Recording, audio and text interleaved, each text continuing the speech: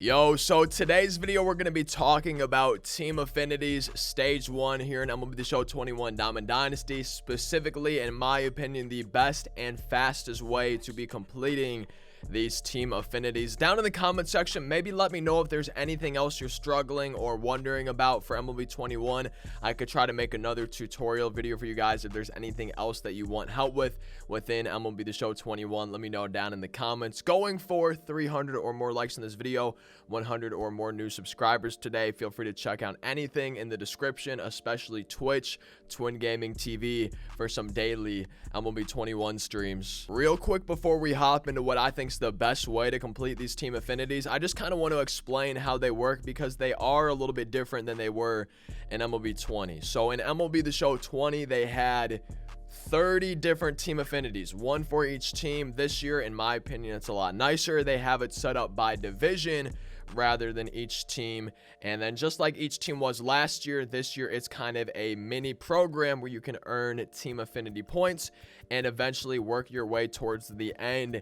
And by the time you reach the end, you will have been able to have earned every single one of the 42 series team affinity players from each division, right? We have one pack here for completing it on 150 team affinity points, number 2, number 3, number 4, and then you earn your first one at 60 team affinity points. So that's really the hardest part, is getting to that 60. And once you're there, you're unlocking them pretty quickly until you get all the way to the end, 150. But you're able to get every single team affinity player for every single team just by completing your way through the entire program.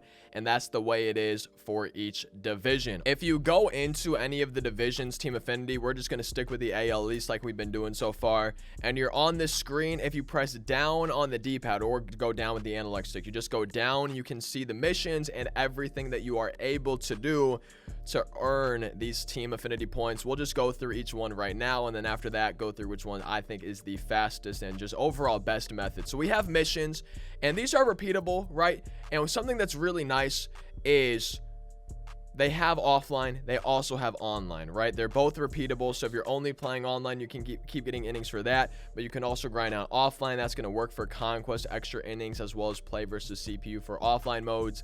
And then obviously online, ranked seasons, BR, and events. So that's super nice. And then they have team specific missions. You know, we have Orioles, Reggie Jackson. We have Red Sox, David Ortiz, Yankees, Alfonso Soriano, and every division is going to have missions like these. If you have these players, it could be nice to stick them in your lineup. Maybe focus on this as you try to get some innings.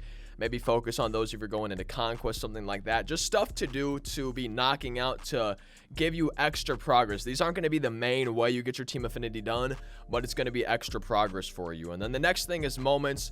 Obviously, these won't be the main way that you can get through these either, but for every division, you're going to have 2, 4, 6, 8, 10 team affinity points that you can earn through moments. And I feel like you might as well do those, right? Unless you think it's going to take you super long or you're stuck on some of them, I feel like there's no reason not to do these. They're usually pretty short, pretty quick, and it can add up. You know, 10 extra points could save you a lot of time if you can knock these moments out pretty quickly. And then we have a Conquest map for each division. I don't know about y'all, but I've never been a huge fan of Conquest. I don't mind taking over the spaces doing that, but having to play all those 3-inning games, I've just never been a huge fan of it. It's really not for me, so I typically skip Conquest, but the maps really aren't that bad. You can usually get them done fairly quickly, and for 15 extra team affinity points for completing the Conquest, it's not a bad idea to do. I just personally am not a huge fan of Conquest. Then we have March to October. And as y'all can see, it really depends on what difficulty you're playing March to October on. I have not completed it this year.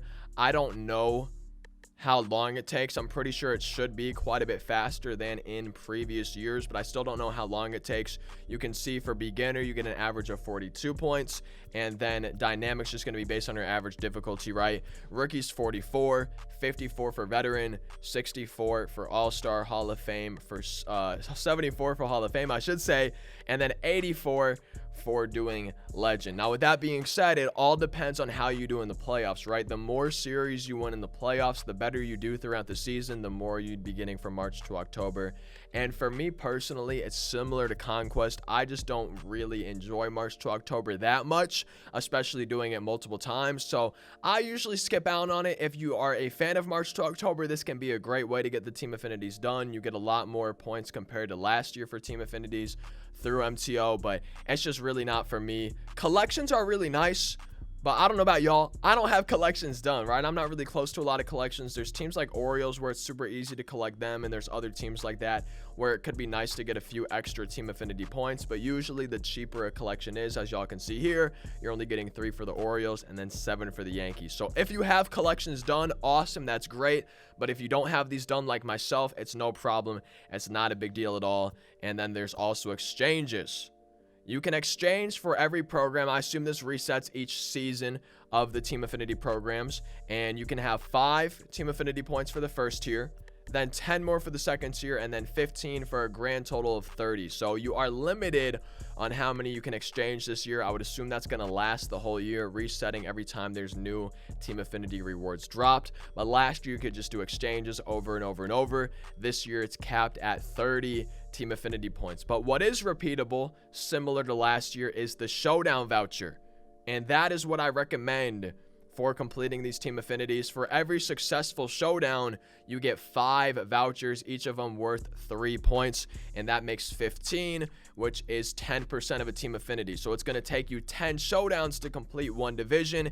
It's going to take you 60 showdowns to complete every single division, and that's without doing anything else, right? That's without doing any collections, without doing conquest, without doing the moments, without doing any missions. That's only doing the showdowns. It would only take you I know it's a lot, but it's only 60 showdowns to get every single team affinity done, every single team affinity the 42 series player earned. Now, if you don't know what showdown is, it's pretty much you play a set of moments, and if you are successful on the smaller moments, it can help you gain progress towards beating the final moment. You guys can see here you gain 2 runs. So you start at 12-0, and then if you beat this moment, it goes to 12-2 with 15 outs remaining. And then same thing, if you do this one, it's 12-4. If you beat this one, it's 12-6. And then there's a little mini boss. You don't get any runs for completing this mini boss, but you do get a hitter and a perk to add to your team, add it to your showdown to make your team better. And then you have more mini moments that would make it 12-8, 12-10, and then if you complete them all successfully, 12-12. So in the final showdown, you would have 15 outs to score 1 run, and then you would unlock 5 of those vouchers, which they're worth 3 apiece, and you can apply towards any team affinity this year. There's only 1 showdown for stage 1 at least, and I guess they're calling it season 1, right? But there's only 1 showdown. You can apply it to any division. I love that change. I feel like it just works a lot nicer. And as y'all can see, for each moment, just like the mini boss, right?